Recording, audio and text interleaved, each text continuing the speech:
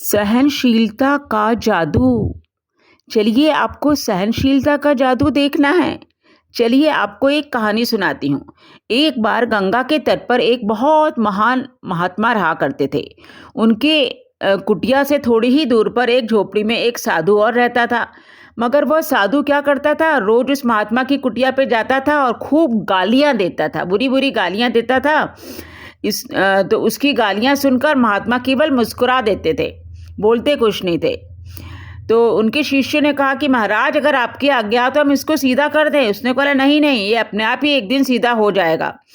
एक दिन किसी सज्जन ने बहुत सारे फलों की टोकरियां उन महात्मा को दी। तो उसमें से कुछ अच्छे ताजे ताजे फल लेकर उन्होंने एक कपड़े में बांधे और अपने शिष्यों से कहा कि जाकर उस साधु को दे आओ जो रोज मेरी कुटिया में आकर इतनी कृपा करता है। मगर शिष्य ने कहा, मगर वह तो आपको गालियां देता है। तो महर्षि बोले नहीं नहीं, तुम उसको दे आओ। जब वह देने गए तो उन्होंने कहा कि देखो, हम वो महात्मा की कुटिया से आए हैं और आपके लिए ये फल लाए। तो वो साधु बोला, अरे अरे, सुबह सुबह किसका नाम ले लिया? अब तो मेरे को सारे दिन खाना भी नहीं मिलेगा।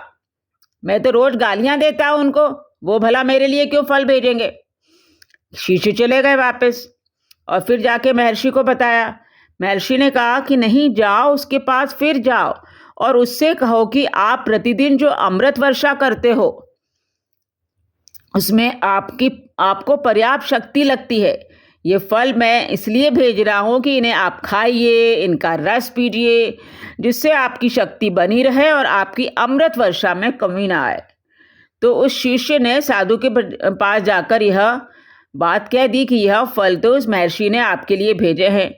आप प्रतिदिन जो अमृत वर्षा करते हैं उसमें पर्याप्त शक्ति का व्यय होता है। इन फलों का प्रयोग कीजिए जिससे आपकी शक्ति बनी रहे और आप अमृत वर्षा करते रहें। साधु ने जब यह सुना तो घड़ों पानी उसके ऊपर पड़ गया। वह दौड़ता हुआ महर्षि की कुटिया में गया और उनके चरणों में गिर पड़ा और बोला, महाराज मुझे क्षमा करो, मैंने आपको मनुष्य समझा पर आप तो देवता निकले। यह है सहनशीलता का जादू।